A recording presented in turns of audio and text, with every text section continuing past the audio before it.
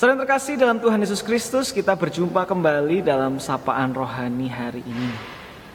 Kalau saudara diminta untuk melakukan sesuatu yang tidak menyenangkan, yang membuat saudara tidak nyaman atau tidak enak, maukah saudara melakukannya? Pertanyaan yang aneh ya. Secara umum kita pasti tidak mau diminta melakukan sesuatu yang tidak menyenangkan, sesuatu yang bikin kita nggak nyaman, sesuatu yang tidak enak bagi kita. Kita tentu akan menolak melakukannya.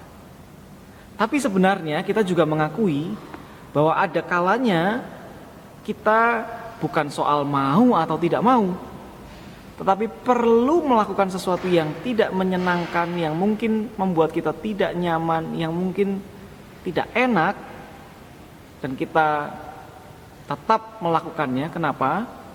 Karena kita tahu di balik itu ada sesuatu yang baik yang mau kita tuju atau yang kita harapkan. Contoh sederhananya, bicara soal minum obat atau menjalani terapi tertentu atau menjalani perawatan kesehatan tertentu. Seringkali prosesnya tidak menyenangkan, bukan? Seringkali prosesnya nggak enak. Tapi karena kita tahu bahwa ini kita lakukan demi tujuan sembuh, demi mendapatkan pemulihan, demi bisa beraktivitas kembali, maka kita rela untuk menempuh proses yang tidak nyaman, yang tidak enak, yang tidak menyenangkan, demi sampai di tujuan yang baik itu. Saudara sekalian, gambaran inilah yang menjadi gambaran tepat untuk menolong kita memahami Yeremia 27 ayat 1 sampai 22. Inti dari Yeremia 27 ayat 1 sampai 22 ini adalah bahwa Allah berfirman baik kepada bangsa-bangsa di sekitar Yehuda maupun kepada orang Yehuda sendiri, supaya mereka tunduk kepada Babel dan mau dalam tanda kutip memikul kuk beban dari Babel. Sekalian, kalau ini disampaikan kepada orang Yehuda kala itu, tentu akan ada kelompok-kelompok masyarakat yang menolak. Karena bagi mereka kerajaan Babel ini harus dilawan, harus ditentang. Tetapi melalui Yeremia, Tuhan justru berfirman yang berbeda. Tuhan justru menghendaki agar Yehuda mau tunduk kepada Babel. Saya mau bacakan beberapa ayat yang menggambarkan apa yang saya maksudkan tadi, termasuk lewat gambaran soal obat maupun soal perawatan kesehatan tadi. Khususnya saya akan membacakan ayat 6 dan 7 serta membacakan ayatnya yang ke-12 dan 13. Ayat 6 dan 7. Dan sekarang aku menyerahkan segala negeri ini ke dalam tangan hambaku, yakni Nebukadnezar Raja Babel. Juga binatang di padang telah kuserahkan supaya tunduk kepadanya. Segala bangsa akan takluk kepadanya dan kepada anaknya dan kepada cucunya. Sampai saatnya juga tiba bagi negerinya sendiri, maka banyak bangsa dan raja-raja yang besar akan menaklukkannya. Itu ayat 6 dan 7. Lanjut. Saya akan bacakan ayat 12 dan 13. Kepada Zedekia Raja Yehuda, aku telah berbicara dengan cara yang sama, kataku, taruhlah tengkukmu ke bawah kuk Raja negeri Babel, takluklah kepadanya dan kepada rakyatnya, maka kamu akan hidup. Mengapa engkau beserta rakyatmu harus mati oleh pedang, kelaparan, dan penyakit sampar seperti yang difirmankan Tuhan tentang bangsa yang tidak mau takluk kepada Raja Babel itu?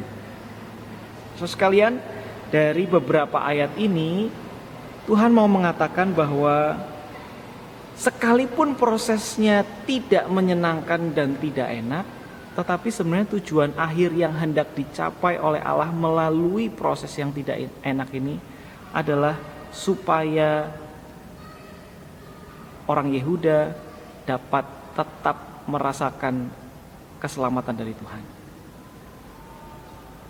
Karena ketika mereka melawan Babel, kalau mereka berusaha untuk menentang Babel, maka sebetulnya kerugian dan kehilangan yang lebih besarlah yang akan diterima atau dirasakan oleh kerajaan Yehuda. Itulah kenapa di ayat yang ke-11 misalnya dikatakan di sana, tetapi bangsa yang mau menaruh tengkuknya ke bawah kuk Raja Babel dan yang takluk kepadanya, maka mereka akan kubiarkan di atas tanahnya, demikianlah firman Tuhan, dan mereka akan mengolahnya dan diam di sana. Jadi yang dimaksudkan oleh Tuhan meminta, menganjurkan, memerintahkan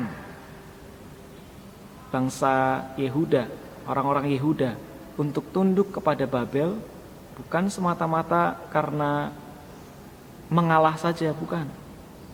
Tapi karena Tuhan tahu ketika mereka akan melawan, mereka akan lebih ditekan dan akan lebih dihancurkan.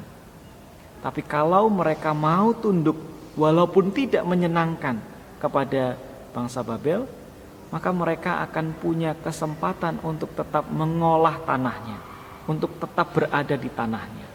Dan seperti kita tahu, saat Israel Utara mencoba untuk melawan, akhirnya mereka mengalami pembuangan itu. Terus kalian, dalam kehidupan ada kalanya kita harus melewati sebuah proses yang tidak menyenangkan. Apakah itu pengambilan keputusan yang tidak menyenangkan? Mungkin kita harus menyampaikan sesuatu yang gak menyenangkan kepada orang lain, tetapi itu kebenarannya demi kebaikan bersama, demi kebaikan orang itu juga. Mungkin kita harus mengambil keputusan-keputusan yang tidak menyenangkan demi sesuatu yang baik, tujuan yang baik ke depan.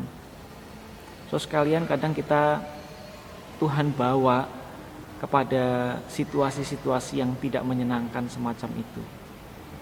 Bukan untuk menghancurkan kita, bukan untuk menjatuhkan kita, tetapi justru untuk terus menunjukkan pemeliharaan kepada kita. Maka jika kita saat ini sedang menghadapi situasi-situasi yang sulit, keputusan-keputusan yang sulit, atau kenyataan-kenyataan yang tidak menyenangkan, proses-proses yang tidak enak, yang membuat kita tidak nyaman, mari kita menanyakan kepada Tuhan, ada rencana indah apa yang Tuhan mau nyatakan. Karena kalau memang itu adalah bagian dari rencana Tuhan, maka mari kita memberi diri kita untuk dituntun Tuhan melalui dan melewati masa-masa yang tidak menyenangkan itu. Semoga Tuhan menolong kita semua. Amin. Tuhan memberkati.